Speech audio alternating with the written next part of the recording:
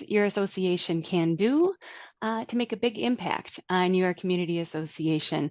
My name is Lydia Chartre. I am a partner in Husch Blackwell's Condominium and HOA Law Group. Before we begin, we'd like to cover a few housekeeping items, so bear with me. First item is please make sure to mute yourself so everybody can hear the presentation well. Please make sure your screen name matches the name you use to register for the program so we can keep proper track of you. And we encourage questions during the program. We ask that you use the chat or the hand raise features to ask questions. We'll likely hold the questions till the end just because it's a little bit easier rather than interrupting our presentations. And the way the chat function works, we don't always see when the questions pop up in real time. So don't worry, you can put your question in the chat and we will be certain to get to them at the end of the program. We should have plenty of time for your questions. And a PDF of this presentation, the PowerPoint slides, it's going to be sent to you tomorrow by email. Keep in mind this program is pending approval for both continuing legal education credits and manager credits. You will get an email tomorrow on that as well with a certificate of attendance and a sign-in for those CLE and CAMICB, that's the manager credits.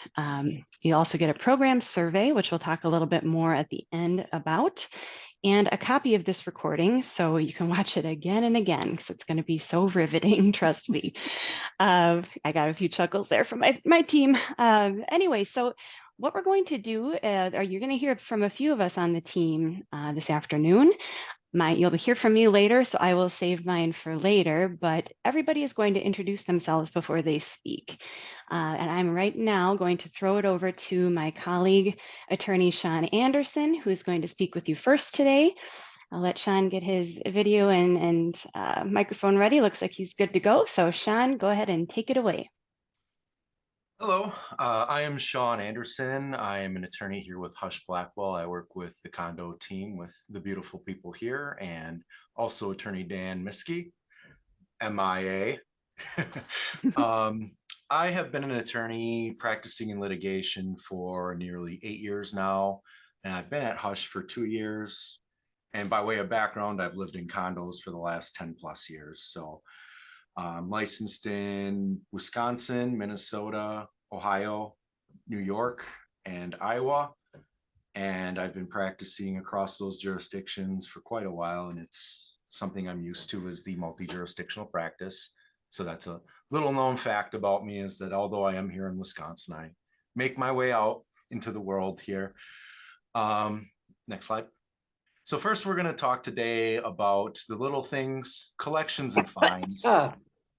While they seem like little things, they're not really little things. It's quite significant because this is where the power of the association lies in enforcing the rules. Some associations I've heard of just don't even have a fine structure or any kind of way of penalizing individuals that break these rules other than sending them a nasty letter saying, hey, you're in violation of XYZ, but there's no teeth to really pursue anything. Fines, it's very important to have some kind of actual punishment for violating the association's rules. On the flip side, they're also one of the most contested things that we encounter in litigation because people feel that they don't have to pay them.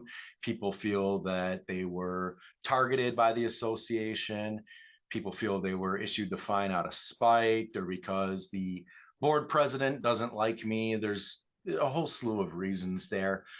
And a lot of times that could be true. It's why we preach that associations don't get into this pattern of selective enforcement. If you're going to enforce a rule, you need to enforce it across the board and to everyone, regardless of if that person is your best friend or your most hated enemy. And these are kind of the issues we see with enforcement. As I just mentioned, the selective enforcement, picking and choosing when that rule applies, picking who it applies to, while ignoring it down the road for Jim, your friend that's the neighbor. Convenience enforcement, that's more of I don't want to deal with this type of enforcement. It's a headache to deal with. I know they're going to complain about it. Regardless if they do or not, you still need to enforce those things because the squeaky wheel, if the squeaky wheel gets the oil, it will continue to be the squeaky wheel.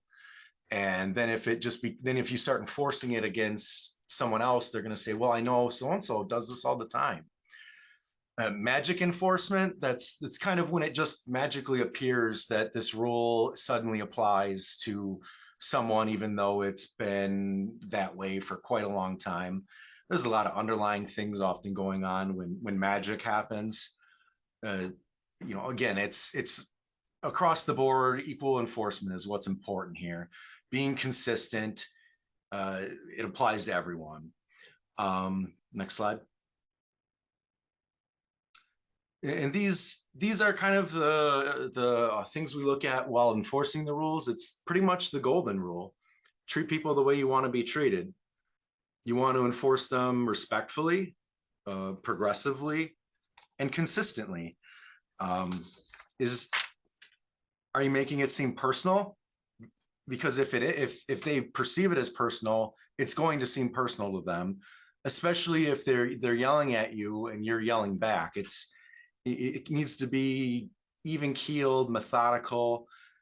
Because if it's taken to a personal level, it's really going to be one of those things where they refuse to pay it just out of principle of it.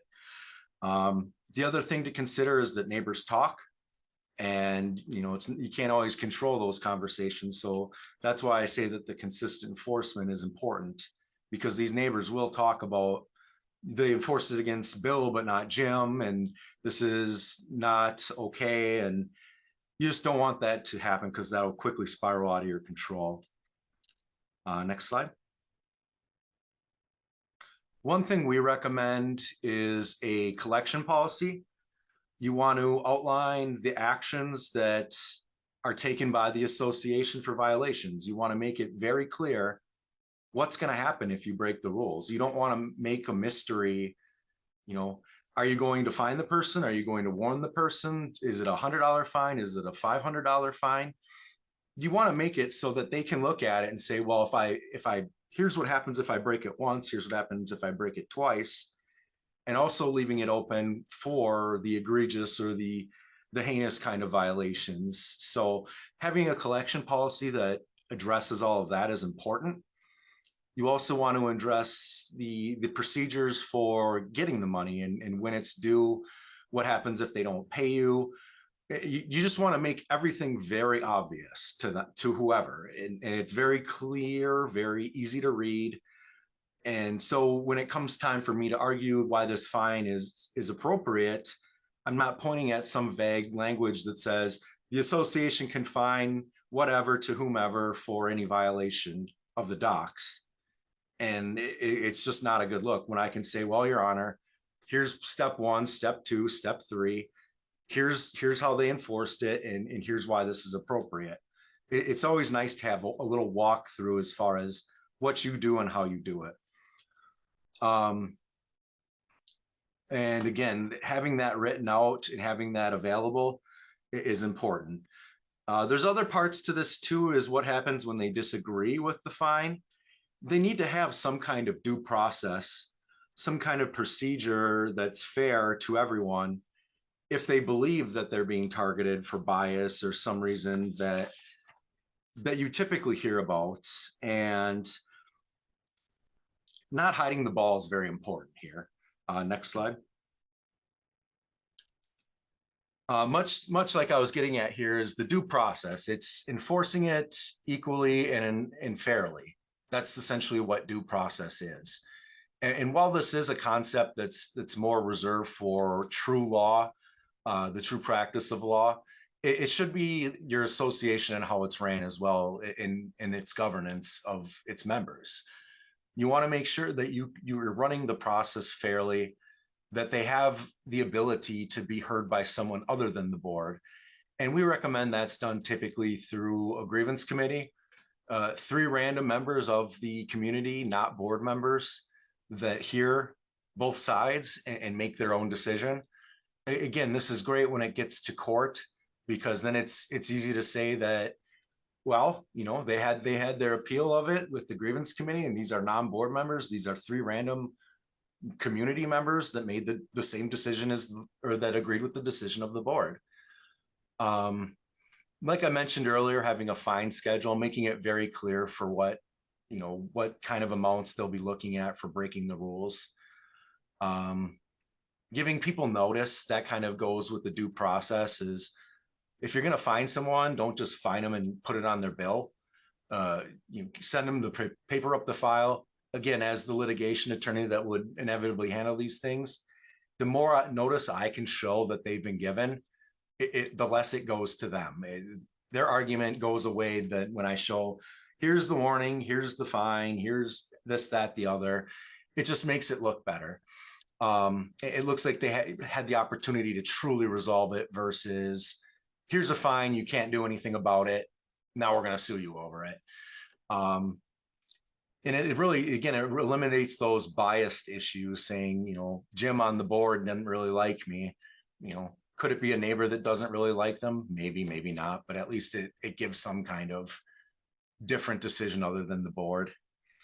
And I believe part of the slide is, oh, no, next slide. And then when adopting a collection policy, it's important to consider if it matches the documents. You don't want to have rules that conflict with your declaration bylaws, because that's going to be problematic, especially if it does come time to litigate this. It'll be problematic. You want to get the association getting late fees and interest for the default, because essentially you're making up for someone's shortfall. The entire community is. It's not just this person as an individual, it's all the individual members of the association now having to pay their dues and make up for this until the time it's paid. Providing key dates, again, that goes to the part about making it crystal clear what's going to happen when, and then turning it over right away. People are more likely to pay when it's fresh in their mind versus letting it go a year, they forgot about it, or they don't think you're going to enforce it. And now a year's gone by, and they're more likely to contest these things or pay these things because they thought it went away. And then you also want to address all legal costs, not just the costs incurred with the actual collection of. You want to address the consultation with attorneys to determine if there's been some kind of breach of the declaration bylaws or rules, or you want to address all the kinds of things that arise in disputes with owners. And then if none of that's addressing it, it's time to change your documents. And Lydia will go through that a little later, Lydia and Sandy will. And now I'm going to turn it over to Billy, who will give you more on collections issues. Hi, my name is Billy Fothery. I'm a paralegal, and I've been with the condo team for going on 12 years now. So I'm going to a little bit about myself outside of work. In my spare time that my children are not taking up, I actually am a big reader and really like historical fiction. So that is what I try to do in my spare time when I'm not dealing with collections and bankruptcy during the day. So next slide. I have one simple slide, but it's a lot of information. Simple, but a lot. So one thing that debtors like to do is file bankruptcy to avoid paying the association. And the moral is that we don't want you to throw up your hands and give up. Debtors and their attorneys are getting smarter. It's getting a little more complicated to litigate the bankruptcies, but at the end of the day, the association still has a lot of options to get paid. It just can take a little longer.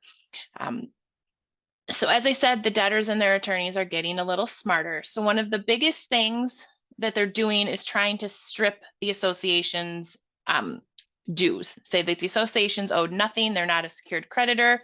My mortgage is more than what the value of the condo or HOA is, so we don't have to pay the association. One of the biggest things we can do to combat this is to prove there is equity in the unit. so we have options to try to fight it. If we can even prove there's $1 of equity in there, we have something to stand on and and to fight that the association gets to be treated as a secured creditor, gets to get paid in full from that bankruptcy plan. Another thing to keep in mind is being ahead of the ball. If you have owners who are in bankruptcy and you know it's being monitored by an attorney, make sure that you're getting the attorney notices of any changes in assessments. If the assessments go up, if the assessments go down, if there's a special assessment, we're having to put the bankruptcy court on notice 30 days ahead of those changes. And if we don't do that, there is a chance the debtor can say, I don't have to pay this because you didn't notify the bankruptcy court that there was a change in my payments.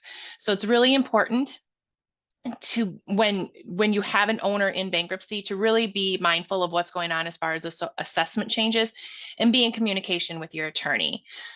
Kind of sounds doomsday-ish with bankruptcies, but it's not. So I wanted to give a few good stories that we've had.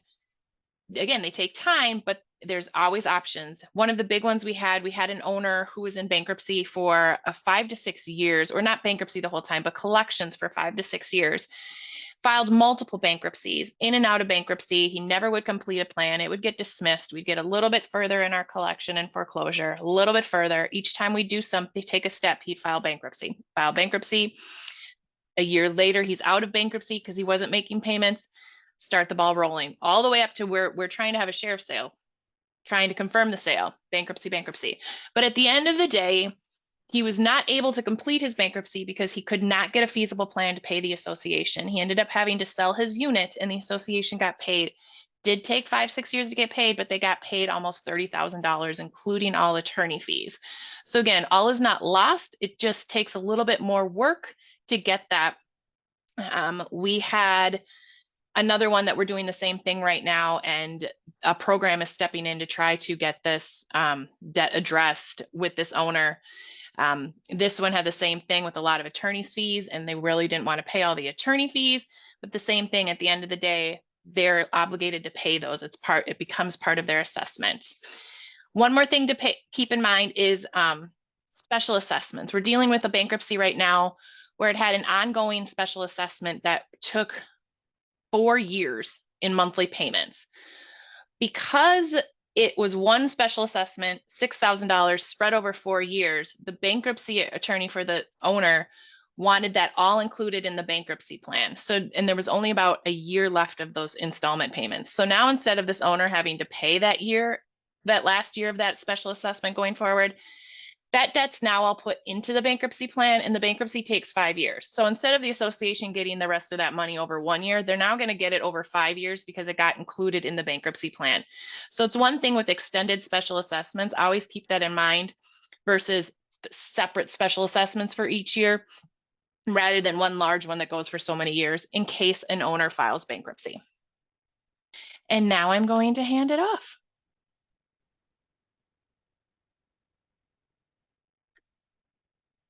Hi, my name is Elizabeth Halverson. I'm a paralegal at Husch Blackwell. I'm the newest one on the condo team, almost a year now.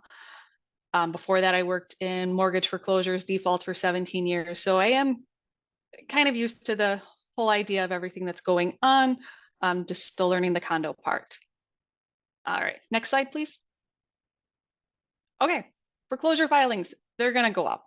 We see the current market, we see interest rates going, everything's going up. What do? You receive a notice of foreclosure filing, really any legal filing, send it to your attorney right away to get looked at.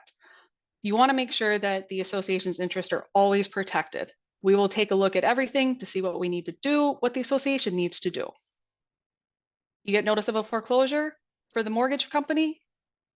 Is the owner past due? Do you have a lien filed? If not, get one filed right away. Keep getting your interest out there. Keep showing it. Just to make sure that the association gets all the money that they can that's owed. Once we receive notice of the foreclosure filing for the mortgage company, we'll review the documents, we'll file a notice of appearance and a claim. This will put everybody on notice that the association's involved, that they're aware of the foreclosure and they are owed money. And then we'll continue to monitor the foreclosure throughout the process. It doesn't always complete. Sometimes the foreclosure for the bank may get put on hold for lost mint or may be dismissed. These are all things that we need to look at Because if they're not moving forward and the association is still owed money and the debt just keeps getting larger, we need to start the collection, either start foreclosing on the lien or getting some kind of action going so that way the association does not lose out on any money that they could be owed. So once the foreclosure, if it does get completed and it's sold and it sells to a third party who pays more than what the bank is owed, it's great news. But the court will not just send the association money. This is where we also need to step in again and file a claim with the court to recover any of that money that the association is owed. Do nothing, you're not going to get that money. The court has to have the request for that money to be sent to you. Working in mortgage foreclosures, I've seen quite a few creditors who may have filed a notice of appearance, but when the foreclosure was completed, they never filed a claim to collect any of that money. And then so somebody else went ahead and filed a claim and they got the money instead. We don't want that to happen to the association. You're owed this money. If you can get it, get it. We've also had a case where the association wasn't monitoring. This has happened a few times where the association wasn't monitoring the foreclosure. Then we got brought in the last minute, really cutting the wire close, where we were able to then file a claim, get into the case, and recover everything that was owed to the association.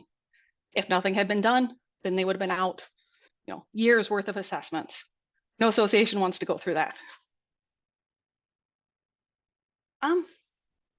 But this is why we recommend that you have an attorney monitor any foreclosure. It's our job. We know what's going to go on. We know what we need to do. We'll watch every step. We'll tell you what the next step would be, what our recommendation is, and how we can move forward. Big goal is don't give away money. If you can collect it, collect it. We want to make sure that the association can get everything that they can possible. Don't want to just walk away. And then also another thing to keep in mind, I believe Attorney Anderson had mentioned this as well, your documents. Make sure that they allow for you to assess fees, the legal fees, back to the owner. They go into foreclosure, some of the documents don't specifically allow for legal fees to be recovered for monitoring or filing notices in the foreclosure. That's one where you'd want those added to your documents. So if it does happen, you can charge those back to the owner instead of it being a charge to the association. Benefit for the association and all the other owners who are paying their assessments and who are staying on top of everything. Otherwise,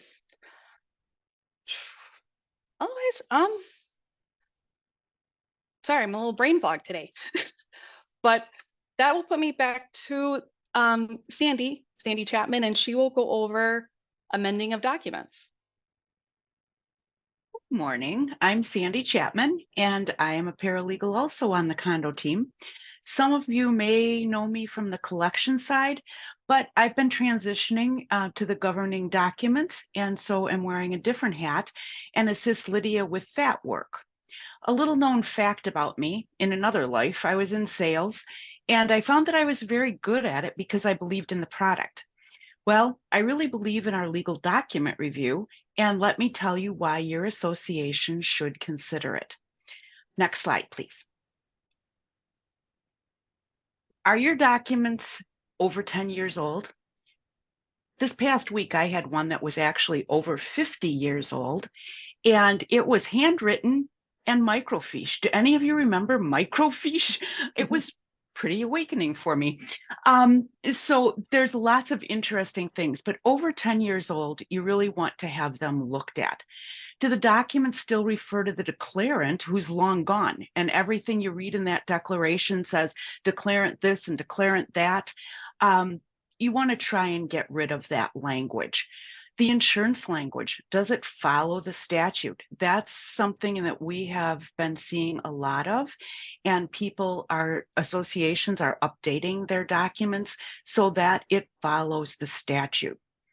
Another big thing is pets. Do you reference pets, or is it replaced with animal in order to deal with that emotional support and service animals that we all love to talk about? So you want to make sure that animal is what's in your documents.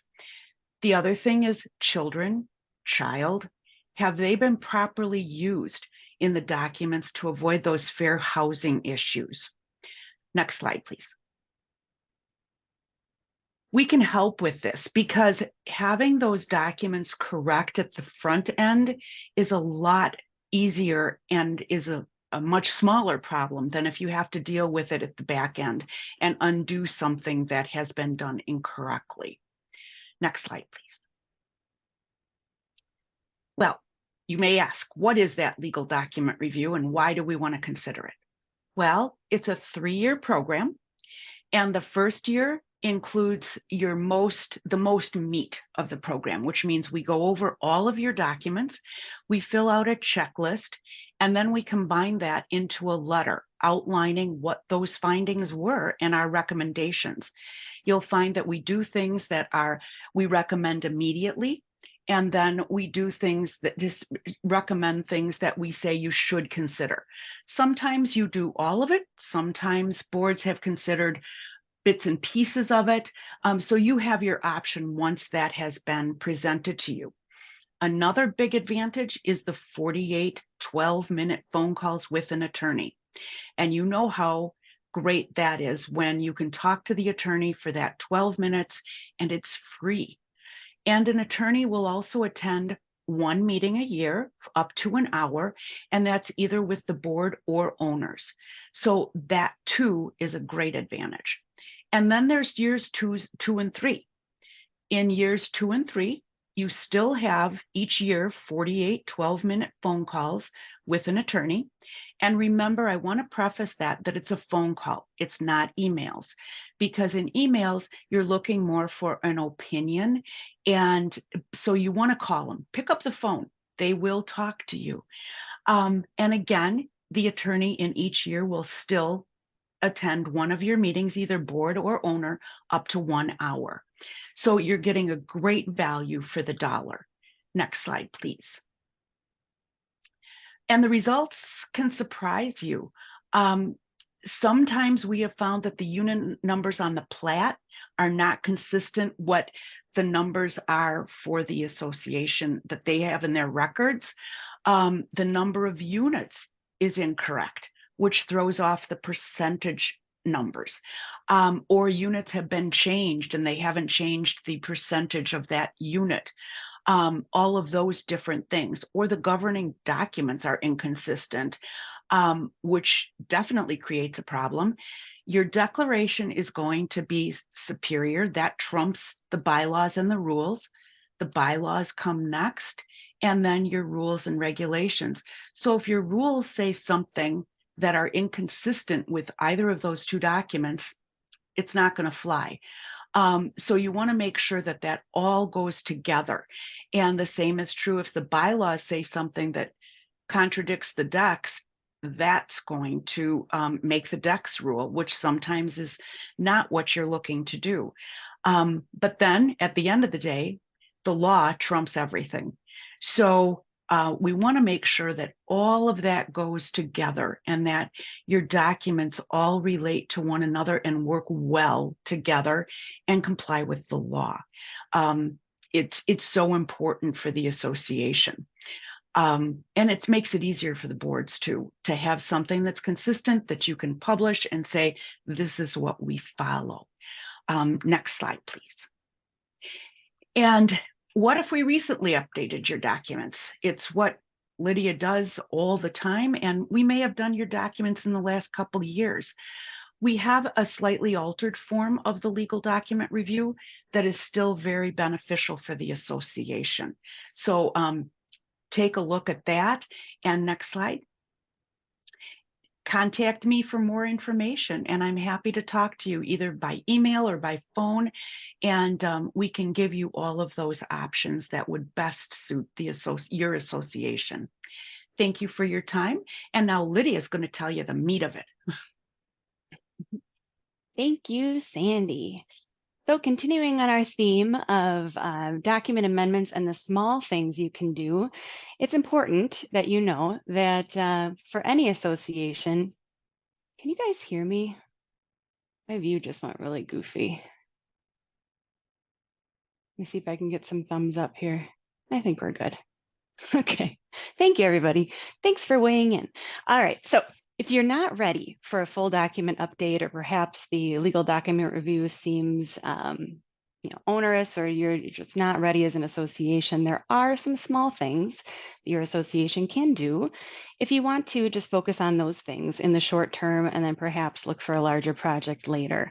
So our next few slides are going to highlight those few areas that you should definitely not wait to address if that condition exists within your documents that we're going to go through right now. So next slide, please. So insurance, Sandy alluded to this one. If your documents within the insurance section, which describes what kind of insurance the association is supposed to have, what kind of insurance the unit owners are supposed to have, there's some red flags I'm going to point out for you right now. Your insurance language says that the association insures only the common elements. That could be a problem. Also, if it says that unit owners are supposed to insure from the studs in, which is something that I've seen in many condominium documents, and in fact, a lot of boards seem to think that that's a proper way to insure an association, take caution, because if those types of phrases are in your documents do conflict with the statutes. That is a problem. And just to give you a little more on this. The reason why it conflicts is Wisconsin statutes and our Condominium Act has two sections that affect association insurance. One is 703.17. That is the insurance section of the Condominium Act. And that section says that every condominium association must insure the property, it uses the word property, and that comes in later, to full replacement value.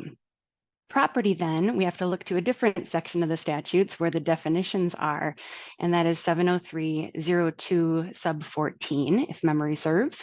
And that definition of property says that we're talking about the land, so the declared land that's part of your condominium, and all improvements on the land make up that property. So putting those two things together, every condominium association in Wisconsin by law must insure land and improvements. That means the buildings, that means everything inside the buildings, which means the units too, to full replacement value. So you can understand if your condominium documents say the association only insures common elements, you're not meeting the statute requirements. Same thing with studs in, that's not enough because you have to insure the units as well. Another thing your insurance language might not do is it might not say anything about the association's deductible and who's responsible for paying it. And this is a big thing too. The reason is, okay, you have your association insurance policy, and most policies, probably all, have a deductible that you must pay for any property claim that is made. They come in various amounts and values, but either way, that money has to be paid out of pocket by the association anytime you have to make an insurance claim. This is fine, except that where is that money coming from? And if you could find insurance coverage for that deductible, wouldn't you want to do it for your association rather than writing a big check? Answer, I'm sure, is yes.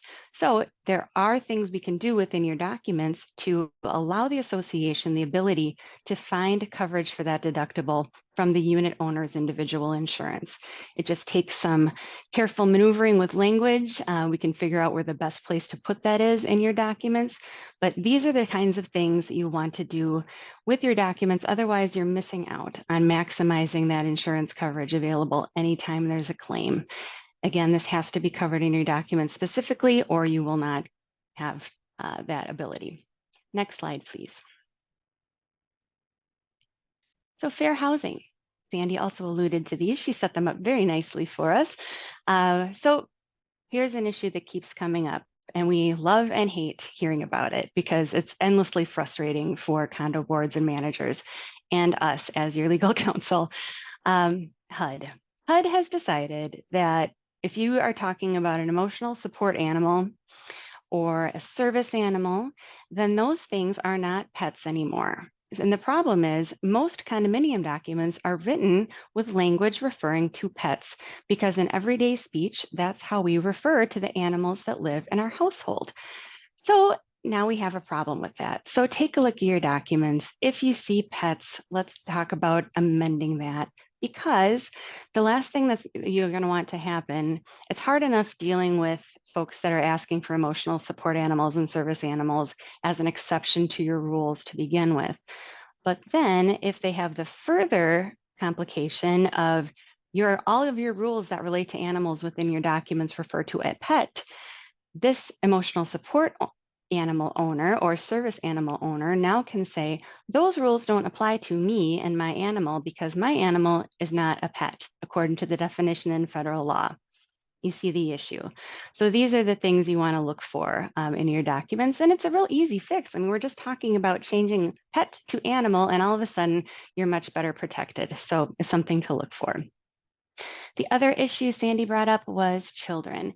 So if your documents have any rules that relate specifically to children, like children shall not play in the common area, or children shall not play football on, near the park, or whatever it says, children can't be in the pool during certain hours because that's adult swim. These are issues you'll want to look at very carefully within your documents, because there's been cases out there that even just having rules that target children or mention and call out kids specifically can be found to be discriminatory on a familial basis, meaning it discriminates against families with children. The argument is that it makes it uncomfortable or difficult for families with children to live within the community because there are rules that target the kids. The only exception to this is if you live in a 55 or older community, and I'm talking about one that's actually certified, and you'll know if you're a 55 and over community because it'll say specifically so in your declaration. And there are laws and requirements you have to follow continually in order to keep up the 55 and older status. Those of you that are in those communities know about this. If you're not and you have questions about it, please, give me a call or shoot me an email. I'm happy to help you out. Those communities can have rules that say kids can't be here or have specific rules about that because that's their right as a 55 or over community. Everybody else, if you have rules that say kids can't do this, kids can't do that, let's revise those to say, more generally speaking, you just don't want people playing in these areas. It really doesn't matter if it's a kid or an adult or a senior, it doesn't matter. You have to write rules that address the behavior rather than the people doing the act, if you follow me. So, and these things, the animal restrictions, the pet rules, the children restrictions can show up in your declaration, in your bylaws, in your rules. So make sure you look at all of your documents when you're looking to see if you need to make these changes. Next slide, please. Conflicts, also alluded to earlier. Here's a couple of good examples of where your documents might internally conflict with one another and cause a problem. Check specifically how your declaration deals with maintenance and repair responsibilities between the homeowner and the association versus how the bylaws might handle the same question versus how the rules might. Are there differences? This comes up way more often than you think. I have seen declarations say that the homeowner is responsible for replacing a deck or a patio, and then the bylaws will say, no, that's the association's responsibility. And then the board sends me their documents and says, Lydia, who has to maintain and replace decks? That becomes a very difficult question to answer because the statutes let us know that the declaration controls the day. So I can tell you legally, if this was in front of a judge, that the judge would say, whatever your declaration says is going to rule. But how does that help your board, your management, your homeowners that are reading these documents and trying to figure out their responsibilities without talking to a lawyer? It does not. Everybody is confused. So your best bet, if you see anything conflicting between your documents on any subject, to clear up that conflict in advance of a problem. Comes up a lot with rental restrictions as well. Time and time again, I read rules and regulations that have a laundry list of rules restricting rentals within your association.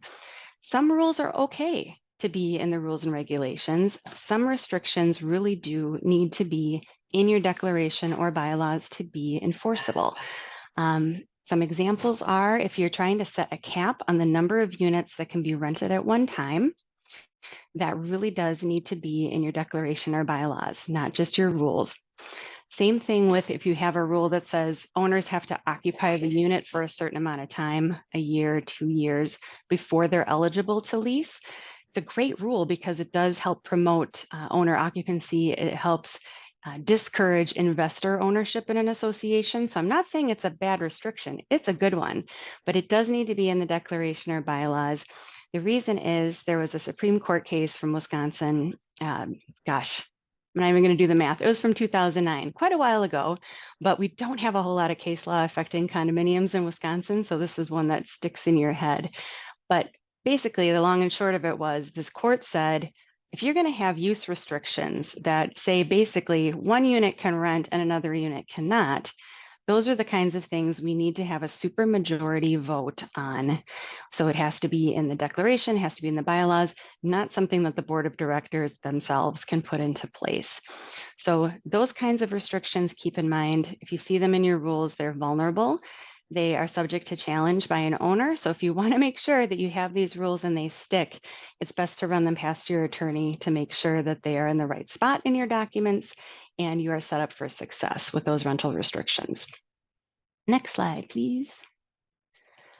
So not letting these small things turn into big things is really the overall theme of today's presentations, if you didn't notice. When it comes to your documents, if you see any of these things or something comes to your attention, address it right away. If you address it right away before it's a problem, before you get sued, before a homeowner is picketing the board outside of a meeting because they're angry you're not doing something right with your documents, address it right away and you'll save yourselves a huge amount of headache. If you're unsure, if you look at your documents and say, it's all Greek to me, I don't understand this legalese, where are we at with this? Perhaps the legal document review that we offer, that program, is something that would be good for your association. It's a great baseline, kind of a starter to let you know from a legal perspective where your documents line up. Do they fit with the current laws? Do they not? And then you'll have kind of a nice report card that the board can go through and decide, is it time for us to update our documents based on what the lawyers see in this review or not? And otherwise, you can always just contact us. If something comes up, we always will try to find the most efficient way to address that problem without making it a big deal. We will capitalize on these small things and help you guys continue to operate efficiently as associations. Next slide, please. That is the end of our presentation for today. What I wanted to put out there before we get into your questions, I see we've got a few in the chat here, so we've got some time to go through, which is great. But future topics, we put these presentations together sort of based upon our experience and the kinds of questions that we get from our clients again and again. But there may be things that we haven't addressed that you think would be very interesting to hear about or might be pertinent to your association. And chances are, if they're pertinent to your association, they're probably pertinent to many other associations as well. So you'll get a survey tomorrow. I mentioned that at the beginning of the presentation by email. There should be a spot within that survey where you can let us know what you think these future topics should be. And in case I'm lying to you, you could always reach out and email or call any one of us on the team, and we will make note of that and keep it on our list, because we want these sessions to be for you and good for you, not just for us to be talking heads.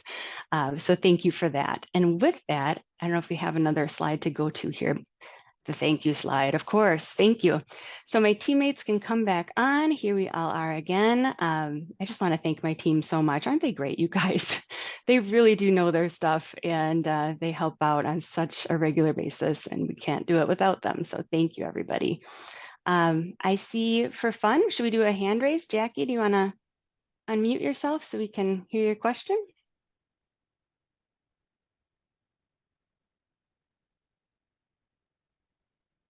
I just wanted to say thank you all You bet. for letting us join you and for this learning. I know I definitely need it. So thank you. You're welcome. And thank you for your time. Thank you for caring enough about your association to try to learn a little more about how to make it better.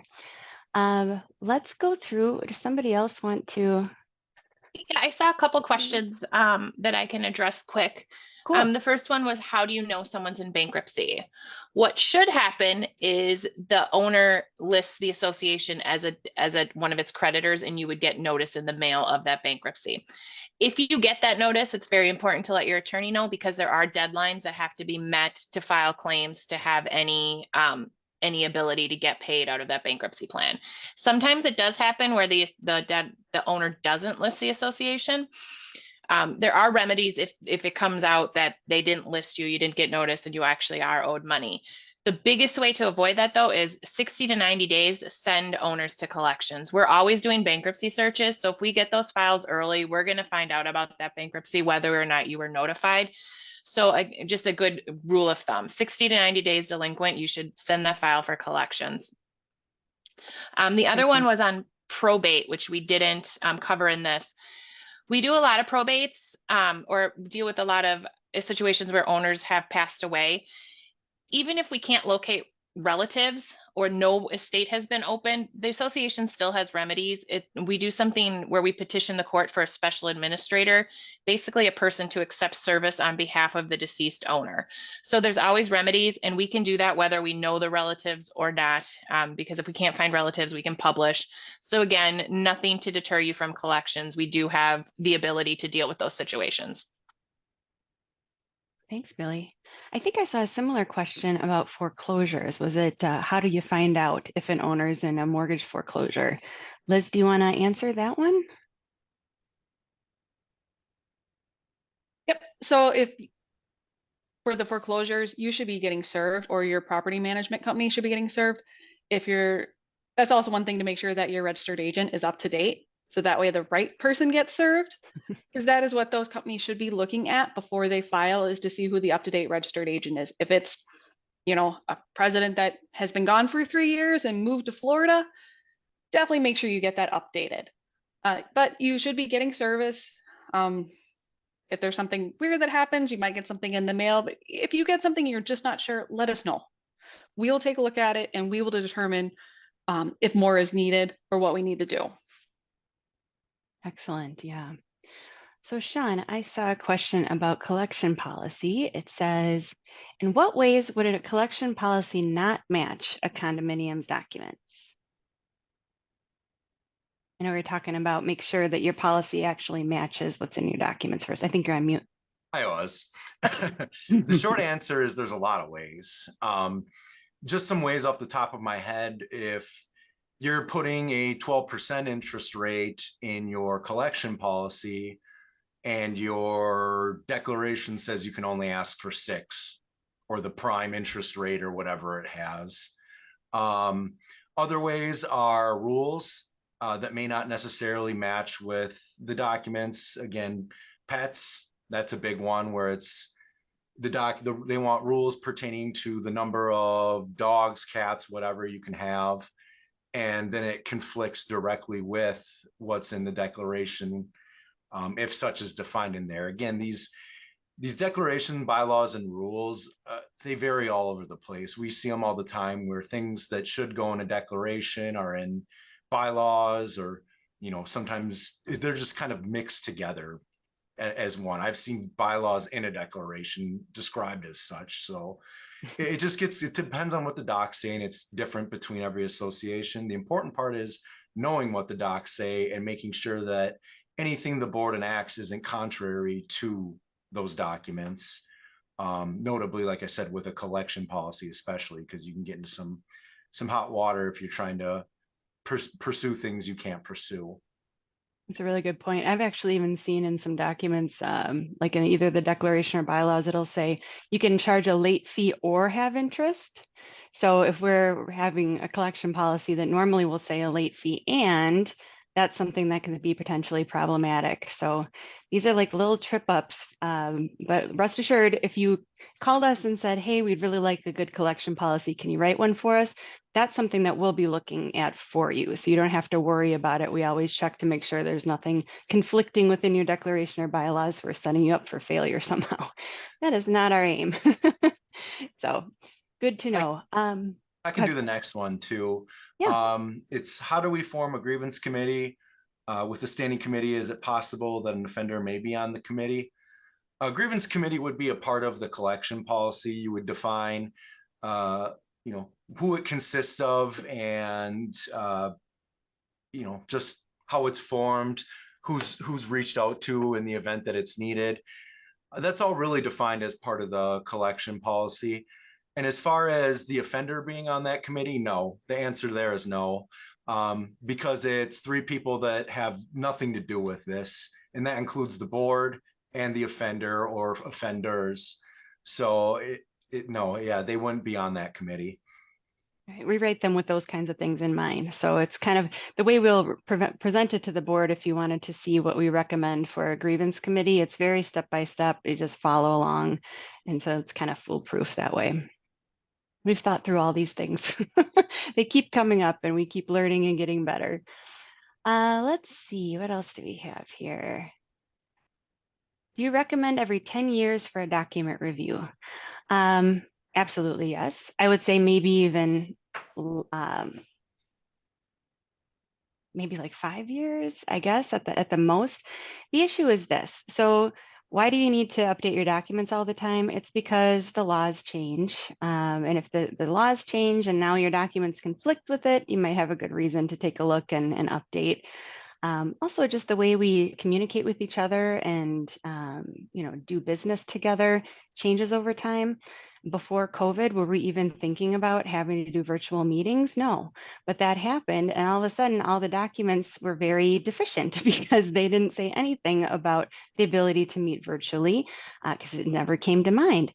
Same thing with email. So those kinds of things, if your documents are more than 15 years since they've been reviewed, with the COVID thing, I mean, less than 5, you probably don't have that proper language in there to allow you to really take advantage of virtual meetings, electronic voting, just communicating via email and other electronic means. So those are the types of things you'll want to look for in your documents, and then you'll kind of have an idea of whether it's time to update or not. Anybody And else have any definitely ideas? update your docs if they say you can get notice by telegram, Right. because we see that. We sure do. We sure do. I can take a couple, Lydia. Go ahead, Sandy. Yeah. Is HB aware of any organization through which an area association's boards can meet and discuss issues? Well, I happen to be chair of the program committee for CAI of Wisconsin. That's a very good platform for boards to be members of. And there's a couple events a year. There's also usually monthly seminars that we put on, but it's a way to get to know other board members. So that's just CAI of Wisconsin, and you can find information on their website. The other thing is, if an owner's behind in property taxes, is that public information? Yes, it is. You can go on the county website, put in the address, and you can see what the tax bill is and if they're behind. So that's another way to look for that information. You can start with the town or city, but a lot of times it will be at the county level if they're delinquent. And I just put the CAI link in the chat there if anyone wants to take a look. That's to the Wisconsin chapter page, or it's to the national page, and it links to the Wisconsin page. Thank you, Sean. Perfect. Let's see. I saw one about, where did it go? Do you recommend incorporating rules and policies into the declaration and bylaws? Sometimes yes, but I guess a lot of times we intentionally put things in the rules or keep it as a policy of the board. The reason being, it's something that you'll want to be able to change a little bit more efficiently over time. A good example is we've been talking about collection policy, fine policies. These are things that deal with dollar amounts. How much is your late fee going to be? How much are your fines? And of course, as inflation happens and the market changes, those numbers don't always make sense, years down the road. So rather than setting yourself up for having to do an owner vote, bylaw change or declaration change, sometimes keeping those types of things in rules and policies is just a good, efficient way to operate your board and your association. So we take a look at those things too. Anybody else see a good question they want to call out? I'm still looking here.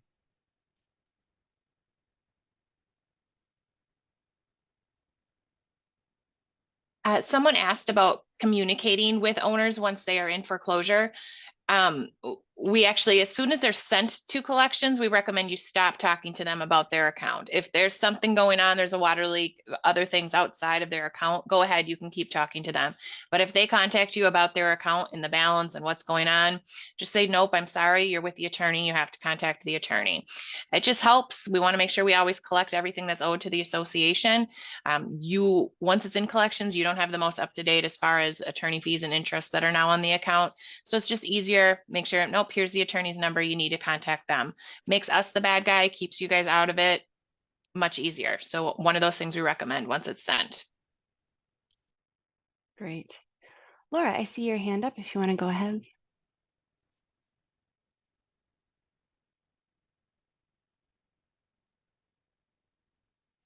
Looks like you're unmuted. Okay, we're not hearing you for some reason. So in the interest of time, we'll keep moving on here. I noticed that Deborah, who's a fellow attorney friend who's also a homeowner that we work with, put a good note in the chat about unit owners' insurance responsibilities.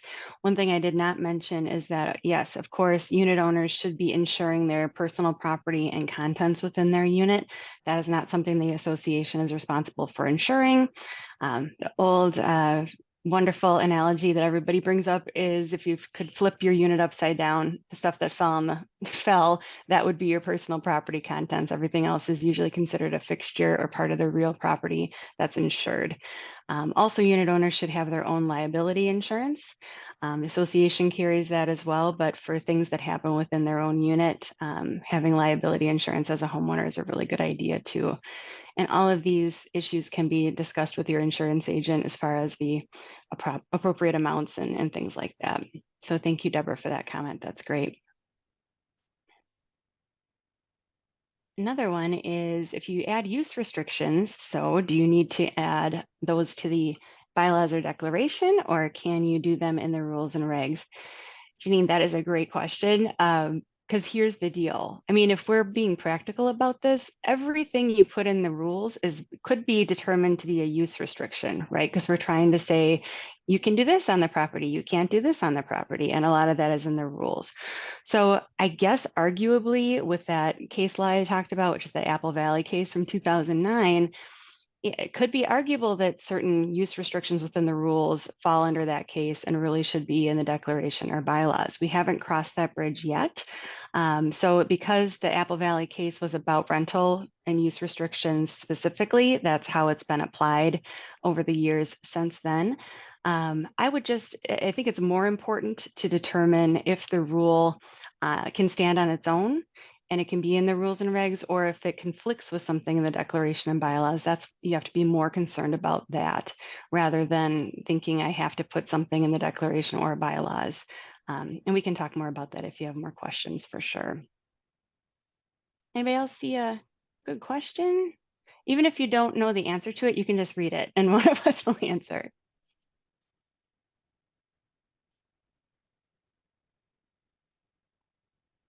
Anyone? Bueller? Looks like we have time for just one more here. Okay. I'll tell you what, guys, since we are sort of at the end here, one thing we do every time is send out a list of all the questions and the answers. So the ones that we got to in the program we covered, but the ones that we did not, we will put a written answer together for and send it to all of the participants. So you will have that. You don't have to worry if I somehow looked over your question and didn't read it. But with that, we will call it to a close today. Thank you so much for spending your lunch hour with us this afternoon. This will be our final Association Academy for 2023, but look for additional updates in the coming months as we set our schedule for 2024. One more reminder I have to read to you. This program is pending approval, as I mentioned, for manager credit, for continuing education, and also for legal education hours. So look for that email tomorrow in your inbox, which will contain a certificate of attendance, sign in for the CLE and the CAM ICB credit, that program survey where you could tell us what you want to hear next time, and also a copy of this video recording so you can keep it and share with your fellow board members and managers that couldn't make it today. Thank you again, and take care, everybody. We'll see ya.